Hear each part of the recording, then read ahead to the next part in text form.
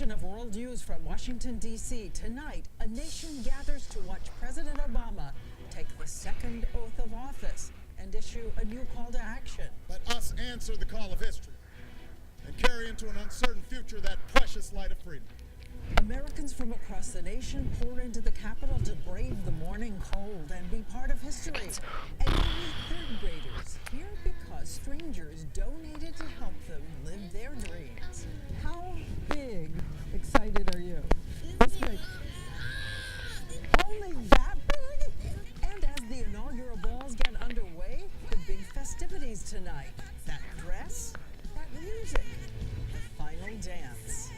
The ABC News team here in the nation's capital on this historic day as a chorus of familiar voices celebrate the day the Constitution says we begin again.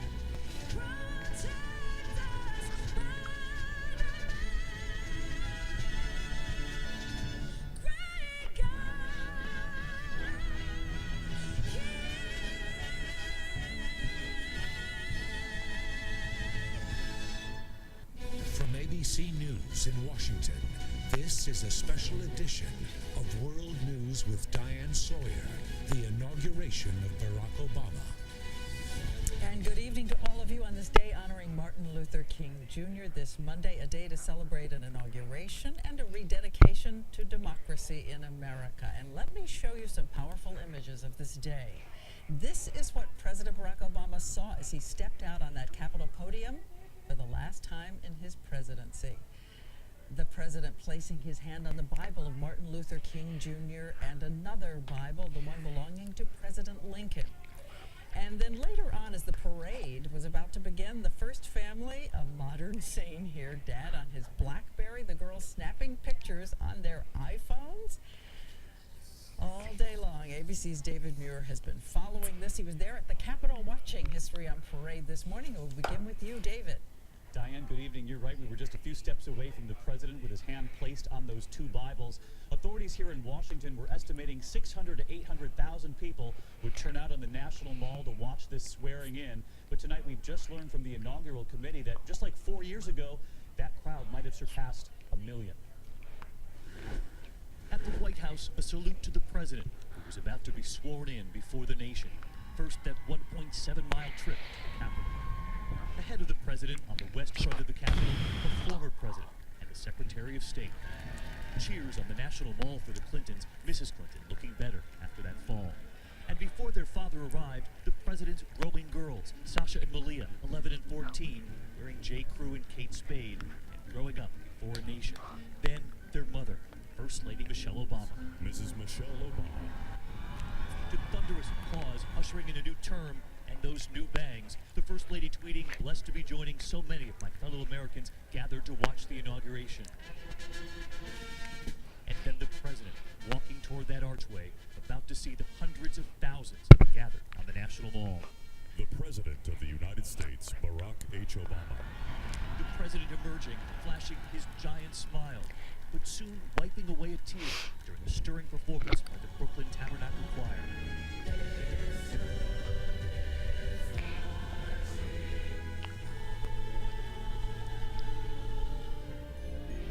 And then all eyes on the president and Chief Justice John Roberts, who flubbed his words 4 years ago, triggering a second swearing in.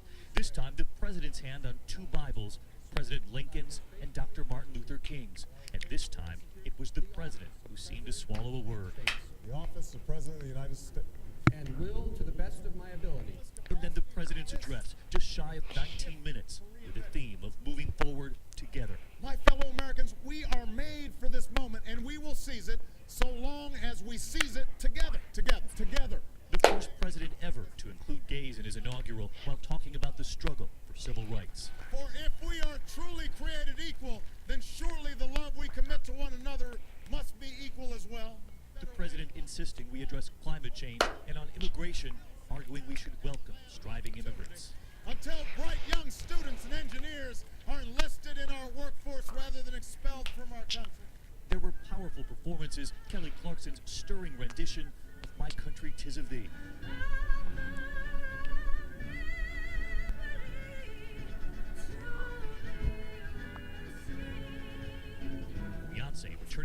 years later, this time to sing the national anthem.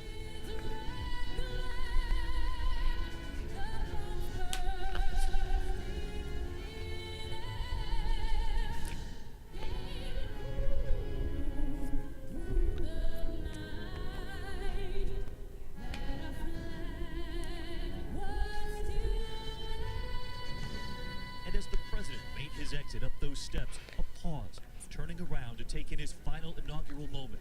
One more time, a microphone picking up what he said.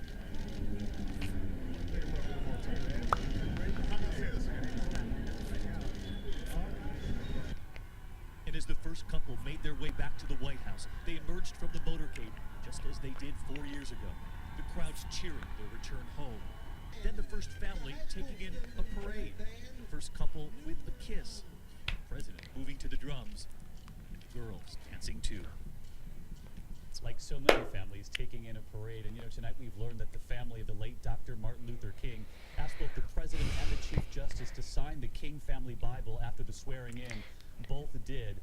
We've also learned, obviously, the Obamas getting ready for the inaugural balls tonight. And Diane, I know both you and I were wowed by Kelly Clarkson and Beyonce today. Well, tonight, Katy Perry, Stevie Wonder, Alicia Keys. So the music has just begun here in the nation's capital. It keeps coming. Thank you so much, David Muir. And what about all those crowds now? The hundreds of thousands of people traveling so far and waiting so long in the cold this morning? ABC's Cecilia Vega was